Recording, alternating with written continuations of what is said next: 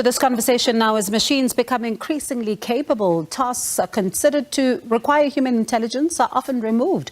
We speak about the transfer of information demonstrated by machines as opposed to intelligence displayed by humans or animals, known as artificial intelligence. Let's now explore the future of AI in Africa. Let's speak now to Andile Stofile, Microsoft South Africa Government and Corporate Affairs Lead. Thank you so much for your time, Mr. Stofile.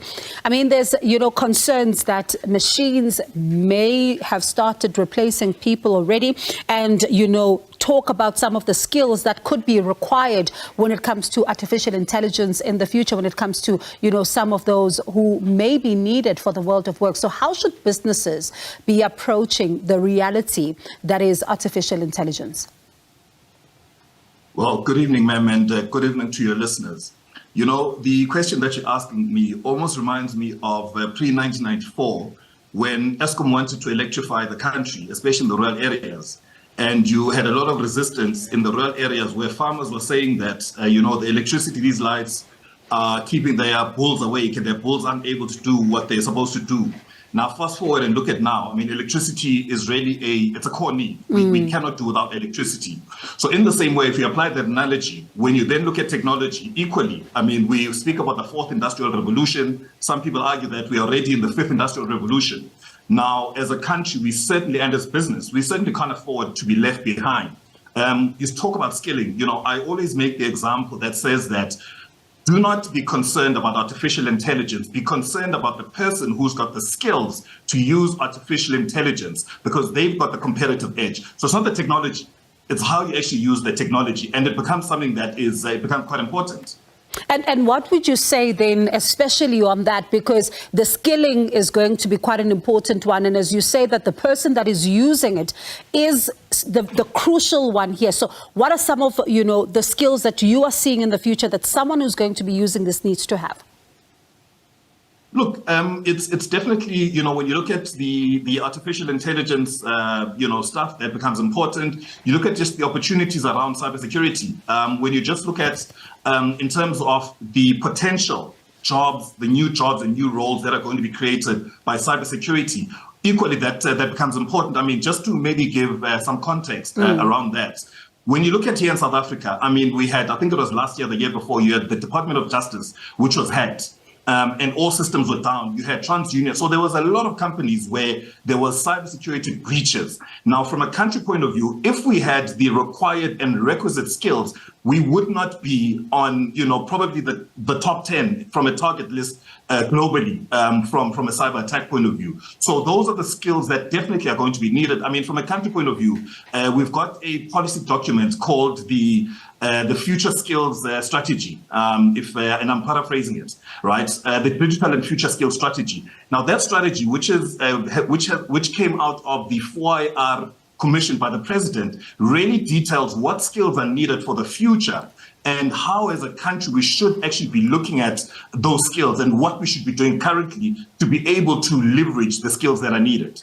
And, there's often concern about whether or not the continent is not getting left behind. Are we even, speaking on an equal footing here? But we're almost out of time, so I cannot let you go before I ask you this. I mean, there are concerns around, fake news, so as well as what is real, and how this distinction here, when one uses artificial intelligence, it might be not so much of a distinction and maybe difficult to tell. So how would we then be able to determine between what is fake and what is real? Look, that's a very tough question, right? And I say it's tough because it does not depend on individual or, an individual organization. If you look at countries globally, what happens is that you've got cyber response centers, an example, where you've got a number of departments, which, for an example, in this country, you'd have the equivalent of the state security. You'd have Department of Justice. So you'd have a clustered approach where they're able to go and use the tools that we have, artificial intelligence, and to be able to, to differentiate. But just from a South Africa point of view, I mean, we've got the Cybercrimes Act, which speaks around fake news and the fact that there is criminal and financial liability and penalties for people that perpetuate the fake news, especially if they're going to do immeasurable harm. Andile, there's one question that I'm sure you knew was going to come, and it's one question I've been dying to ask someone in this particular space. The devices we have, I mean, one is sitting right here. They've got this AI-powered technology, and we can talk to them when we are prompting them to make phone calls while we're driving. But it does look like sometimes, even when we're not using them, we're saying stuff, and then next thing, your algorithms are now geared up in a way of everything you've just said to somebody privately. Are these phones listening to us? Look, that would be a question that you'd ask, state security. I wouldn't know, right? So for us, I mean, from a Microsoft point of view, we speak about AI for good and ethical AI. And that's exactly to prevent those kind of instances. So, I'm quite clear from a Microsoft point of view when we speak about the ethical nature of how we apply AI. But in terms of from a country level, listen, ask state security, ask the security cluster. And I mean, I'm sure it's going to be quite important, though, to also, as you say, something very important, the ethics around this, because that is another conversation altogether that does arise from something like that potentially.